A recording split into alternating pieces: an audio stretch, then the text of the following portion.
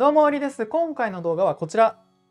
の砥石、この砥石めっちゃかっこよくないですか？この砥石のレビュー動画です。その名もガラス砥石という砥石で、こちらシャプトンという砥石メーカーさん。このシャプトンっていうのはよくね、刃の黒幕とかってね、砥石があるんですけど、刃物を研ぐ方、料理人さんとか大工さんで使ってる方、愛用してる方はすごく多いです。で、その刃の黒幕を出してるメーカーがシャプトンという会社で、同じくそのシャプトンの出してる砥石がこのガラス砥石という砥石です。では今回の動画はこのガラス砥石とは一体どういった砥石なのか、その開封シーンからその研ぎですね、実際に研いでレビューしていきます。それでは早速開封シーンから。まずこちら、このガラス砥石2つのシリーズが出てまして、大きい方と小さい方があるんですけど、これは大きい方ですね。大きいといっても一般的な格砥石のサイズで21センチ ×7 センチの一般的な砥石のサイズで、後ほど出てくるのがそれよりも小さいサイズです。で、このようにね、すごくシンプルな黒いパッケージに入ってて、すごくシンプルなんだけどなんか高級感のあるちょっと上品なね、そんな箱となっておりました。で、こちら中身、このガラス砥石、このねネーミングを聞いて、このガラス砥石って名前を聞いて、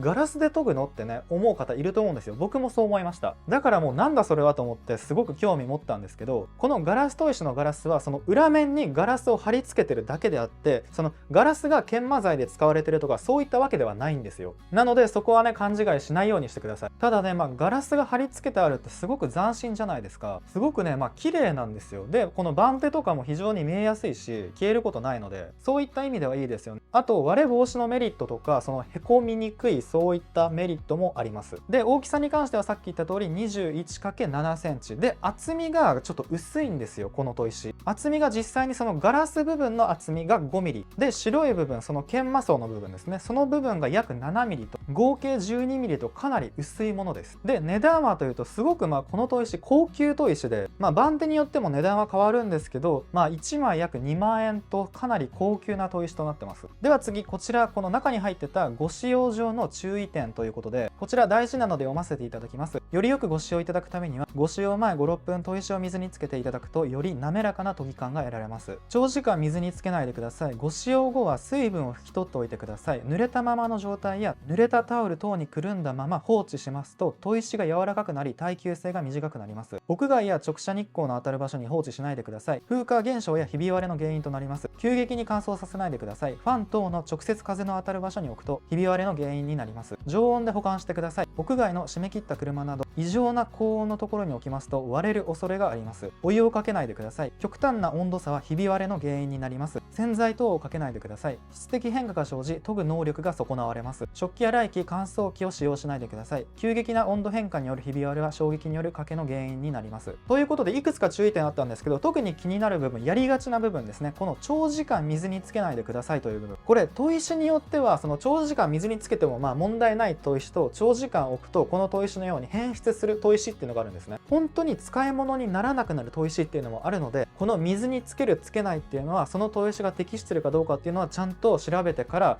やるようにしてください。その長時間水につけてもいいよって言ってる砥石だとしても、個人的にはもうずっとつけっぱっていうのはあまりおすすめしないです。なんか雑菌も繁殖するし匂いもちょっと気になるので、基本的には使ったら乾かす、で使用前に水につけるものは水につけるっていうので使っていくことをおすすめします。では次、小さい方の砥石。この小さい方の砥石はガラスストーン7っていう商品名で、このようにセット売りされてます。粗砥石、中砥石、仕上げ砥石と、あと砥石台とか面直しが入ってるものですね。もちろんその単品で1つずつ買うこともできます。で、このセットの値段はというと36,300円です。すごくね綺麗なね箱に入っておりまして、こちら中身このような感じです。で、この砥石はさっきの大きい方と比べて若干ねデザインが違うんですよ。っていうのは番手が書いてないんですね。このミクロンしか書いてなくて、後ほどこのミクロンが大体何番手ぐらいかっていうのは後ほどね紹介します。で、こちら砥石台、この砥石台がねものすごい綺麗で、もうねスケスケなんですよ。本当にね綺麗。この砥石台を使いたいがために僕はねこの砥石をね買ったっていうのもね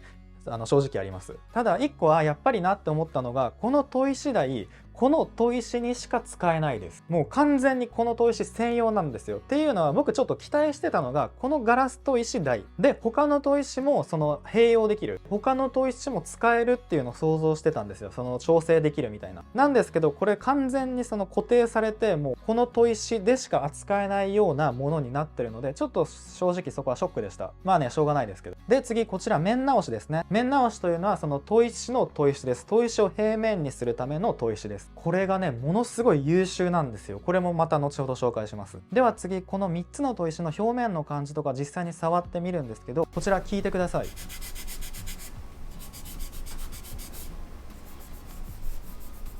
はい、このように3つのね、粗さがあります。また、その番手っていうのはまた紹介しますね。次、大きさですね。これ、実際にさっきのものと比べると、全然大きさ違うの分かりますよね。実際に大きさはというと、16センチ ×3.7 センチです。なので、非常にね、小さい砥石となってるんですけど、まあ正直ね、そんな大きい刃物とか、あとは薄刃包丁っていう、そういった幅広い、切り刃の幅が広い包丁を使うっていう場合には、ちょっとこの小さい砥石は向いてないんですが、それ以外の刺身包丁だったりとか、ペティナイフ、牛刀三徳とか、その切り刃の幅が狭いものですね。そういったものに関しては、その砥石の大きさってこれくらい小さくても全然十分研げるので、そこまでね、この砥石の小ささっていうのは僕はそんなに気にならない人です。まあね、でもこういった大きさの違いがありますよっていうことでした。で、こちら実際にこの砥石台にこの砥石をはめてみるんですが、このような感じになってまして、かなりね、そのきつめ、きつめといっても、その取り外しはすごく簡単です。そんなに力入れずとも取れます。なんですけど、ちゃんとホールドしてくれるんですよ。実際にこのように砥石台にはめて砥石だけ持っても簡単にね、外れないです。だから実際研いでてゆるゆる動くこととか、そういった心配はないですね。すごくね、ちゃんと設計されてました。はい、では次、ここからちょっと番手の話をします。さっきのこの砥石、この小さい方の砥石は番手が書いてないんですよ。で、大きい方の砥石は番手が書いてあります。番手っていうのはこの大きい方の砥石の上の方の数字です。この1000、2000、4000とか書いてある方です。これが番手で、この下に書いてあるのがミクロンです。で、このミクロンの数字なんですけど、この数字が大きければ大きいほど粗いです。で、小さければ小さいほどすごく細かい砥石ですね。ではこの番手、実際にこれ右から粗い順に順番に並べていまして、どのくらいの番手か紹介すると、この 25.0 というのはだいたい600番ぐらいですね。で、1000番が 14.7 で、2000番が 7.35 で、次 6.70 ミクロンというのなんですけど、これはだいたい2500番ぐらいです。3000番が 4.9 なので、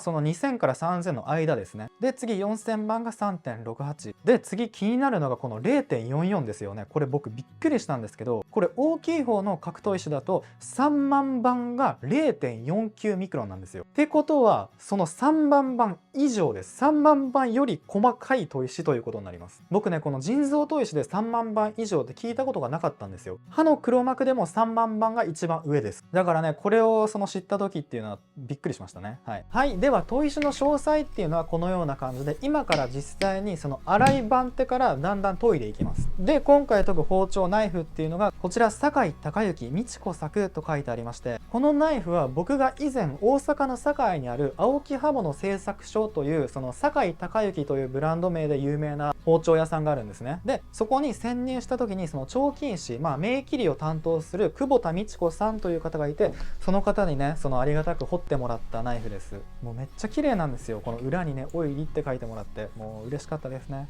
はい、ではこのナイフを研いでいきます。まず一番粗い約600番ぐらいのものから。ではここで結論として、この砥石の特徴、実際にその刃の付け方とかそういった特徴の結論をここでお伝えしておくと、ものすごく研磨力が高い。そしてで、見た目の仕上がりも綺麗、かなりね、光りやすいような感じですね。で、片目でその平面維持力ですね。その平面を維持するためのその能力っていうのがかなり高いです。で、次、粘度がない、すごくサラサラした泥です。この泥の状態ですごく粘り気のある泥とか、すごくサラサラした泥って砥石によってそれぞれなんですけど、このガラス砥石っていうのはものすごくサラサラしてます。で、この粘土の状態の好みって本当に人それぞれ分かれて、その刃物との相性もあるんですけど、ど、粘土がある方がその研ぎ汁を利用した研ぎができるんですよ。その研ぎ汁をうまくその砥石の上で擦らせることによってその状態を変化させるっていうことができるんですね。でもこのサラサラした研ぎ汁、このガラス砥石での研ぎっていうのはそれがねできないです。実際にねその研ぎ汁を流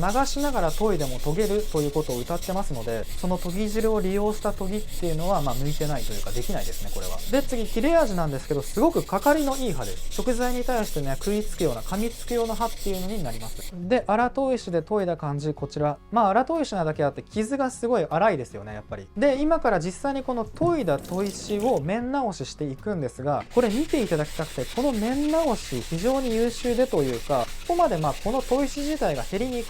くいから平面維持力が高いっていうのもあるんですが、実際に見てもらうと分かる通り、もうねこれだけほぼノーカットで研いだんですが、これだけ研いでても一瞬で治るんですよ。一瞬で。びっくりしましたね、この速さには。はい、では次旋盤ですね。で旋盤の紹介行く前にちょっと最近ね新たなねその研ぎスタイルを確立して、2段式です。その砥石台っていうのは2つこれ必要になるんですが、下に面直し用のダイヤモンド砥石を設置したものの上にさらに砥石台とそのメインとなる砥石を置くっていうスタイルですね。これねすごくいいなって思ったポイントが、まず高さが増して研ぎやすくなる。ですごく僕がおすすめしたいポイントっていうのが、その研いだ後に基本的に面直しするじゃないですか。その時に流れ作業でそのまま面直しすることができるんですね。大体の人ってその面直しを持って上からこするっていうことをやる人が多いんですが、これは逆に下に置くんですよ。そうすることによって研ぎやすい。このね面直しって薄いものだった場合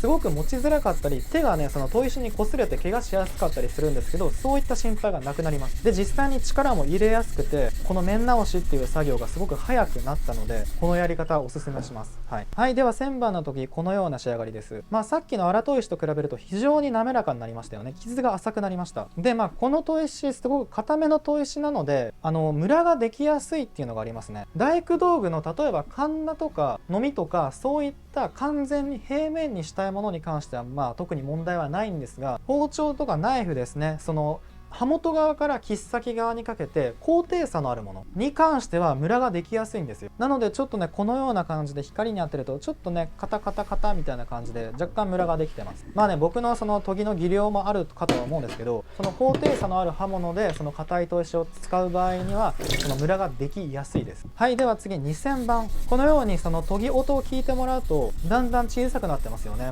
交番手に行くにつれて本当に音が小さくなります。で泥の出方っていうのも少なくなります。はい、でこの泥なんですけど、さっきね最初に言った通り粘度が低いです。すごくサラサラしたような泥です。で僕このように特に引っかかりもなくねそのスムーズに研いでるんですけど、この砥石力を入れすぎると目詰まりしやすいです。だからちょっと重たい印象、ものすごくその滑走感っていうんですけど、それがめっちゃいいわけではないです。若干力抜いてその研ぐことによってこのようにスムーズに研げるので、その力の入れすぎには注意が必要ですね。で力を入れすぎることによって下がガラスで補強されてるってなってもやっぱり力入れすぎると若干へこんでしまうので、この力の入れすぎには注意するようにしてください。でその滑走感についてもうちょっと言うと、僕がね、よくおすすめしてるキングハイパーっていうのがあって、ビトリファイド製法のその砥石なんですけど、やっぱりねその砥石の滑走感っていうのはものすごくいいです。それと比べるとこのガラス砥石っていうのはちょっと重たい印象、なんかね引っかかるようなそんな印象ですね。で2000番の仕上がりこんな感じ、だんだんね光ってきますね。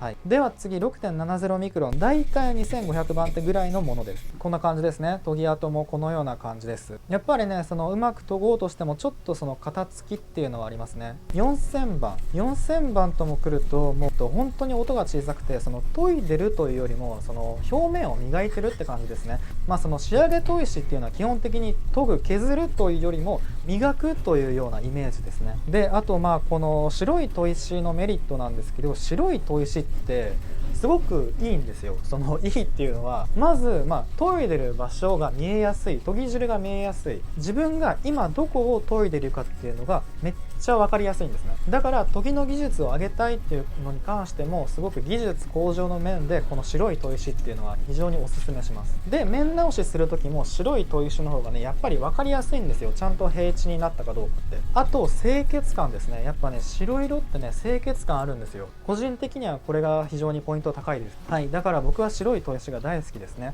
はい。で、こちら4000番の仕上がり。では次、0.44 ミクロン、3万番以上の砥石です。もうね、聞いててわかる通りね、擦るような音はあまり聞こえないですよね。はい。で、最後にこの出た帰りをですね、この砥石で取りました。で、面直しした後、やっぱりね、白いものってすごくね、分かりやすいので、そのちゃんと平面になってるかどうかって、このようにね、テッカテカのツルッツルのツヤッツヤの面にまた元通りにすることができました。はい。では最終帰り取りで新聞紙でね、その帰りを、小さい帰りを取っていきます。このようにね、全体的に軽く新聞紙に当てて止まるようであれば、刃がついてるっていう証拠ですね。はい。では次、新聞カット。このような切れ感で、すごくね、その食いつきがいい刃ですね。実際にこのガラス砥石をレビューしてる他の方のご意見もちょっと見たんですけど、この張り気のあるその仕上がり、張り気ってね、難しいと思うんですけど、僕はなんとなくわかるんですよ。確かに張り気のあるような感じです。実際研いでる時もその研ぎ汁も、切った感じっていうのもなんかそのチクチクするような張り気のあるような感じですね、このガラス砥石。その分研磨力も高いっていうのはあるんですけど、この刃の付き方っていうのはね、人それぞれ好みですね。はい、といったような感じでした。正直そのもっと研ぎ込めば、3万番以上の砥石で研いでるっていうこともあって、もっともっと研ぎ込めばもうすっごい鏡面みたいになる仕上がりにはできると思うんですよ。僕はちょっとそこまでできてはなかったんですけど、ピッカピカのね状態に仕上げることは可能だと思います。はい、ということで最後にまとめというか僕が感じたことですね。まずこのガラスストーン7のこのセットのことなんですけど、3つこの3つついてるじゃないですか。約600番、約2500番、約3万番と、この番手の組み合わせ、なんでこの3つをそのセットにしたのかちょっと僕はわからないんですけど、個人的にはもっと小刻みにしていいかなとは思います。さすがにこのね3万番以上のこれとこの間のこの約2500番ぐらいのやつが飛びすぎなんですよ。だからさっき言ったその鏡面にしたいって場合でも、ここをいきなりこんな飛んじゃうとそのねもう気が遠くなるんですよ。段階を踏むからこそ効率よく仕上げられるのに、これだけ飛んじゃうともうねその後からその傷がね目立ってしょうがないんですね。だからねこの荒砥石で中砥石でその後6000番とか5000番くらいがねあってもいいのかなと思いました。自分で揃える人はこれ単品でもそれぞれあるので、その間自分好みの番手のものを買い揃えてくれたらいいと思います。はい。で、このガラス砥石の特徴をもう一度言います。研磨力がものすごい高い。で、硬めの砥石でそこまでね、その減りの早い砥石ではないので、平面維持力の能力がすごい高い。で、研ぎ汁の粘度は低い。すごくサラサラしてます。だから研ぎ汁を利用しての研ぎっていうのはできにくいですね。で、刃の付き方っていうのはすごくかかりのいい刃、食材に食いつくような刃が生まれます。で、あとはその白い砥石。この色っていうのも特徴です。すごく僕は好きです。自分がどこを研いでるのか、どこが研げてるのか分かりやすいし、面直しもちゃんと平面になってるかどうかも分かりやすい。そして清潔感がある。あと、この砥石の特徴、この厚みですね。非常に薄いんですよ。約 12mm と非常に薄いので、すごく軽いんですね。だから、これみんなに言えるわけではないんですけど、僕みたいにその出張研ぎとかで、その持ち運ぶ人、カバンの中に入れる人に関しては、この厚み、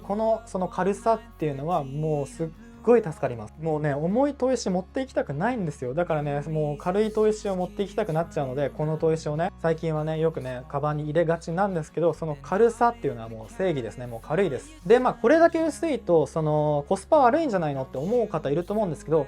正直そうなんですけど、値段も高いですし。だからね、そこら辺はちょっと難しいとこではあるんですが、でもこのガラス砥石にしかない魅力っていうのはありますね。なんかこれに変わるような研ぎ感の砥石っていうのが今までなかったんですよ。これなんか本当にこれ唯一のこのガラス砥石の研ぎ感でした。なのでこのガラス砥石はね、一度皆さんにね使ってみてほしいなっていうのはありますね。もう本当綺麗ですよ。で、あとこのガラス砥石に向いてる包丁、刃物に関して言うと高低差があまりないものですね。だからテーパー構造って言って、刃元側から切っ先側までこうやって先細り、先に細くなっているものだから、要は刃先のその厚みがその刃元側と切っ先側でその厚みが違うもの、高低差があるものがあるんですよ。特にそれが際立つのが出刃包丁だったりとか、その動画でやってたナイフとかですね。ああいったものって厚みがだんだん細くなってるので、その硬い砥石っていうのはすごくムラになりやすいんですね。その切れ味に関しては別にそこまで影響しないんですが、その切り刃のその見た目の仕上がり、滑らかさっていうのを重視するのであれば、そのムラになりやすい、ちょっとカタカタしやすいので、ちょっとそこは向いてないです。あまりその高低差のない刃物っていうのがうまく綺麗に仕上がります。で、この小さい方に関してはその研ぐ面がその狭いものだったら問題ないんですけど、この薄刃包丁とか抜き物包丁のようにちょっとその研ぐ面が広いものに関してはもちろん研ぎにくくなるので、この小さい砥石を選ぶ時には注意するようにしてください。はい、という感じですね。今回の動画終わります。もしこの動画が少しでもいいなと思っていただきましたら、ぜひグッドボタンとチャンネル登録よろしくお願いします。はい、では終わります。また次の動画でお会いしましょう。ありがとうございました。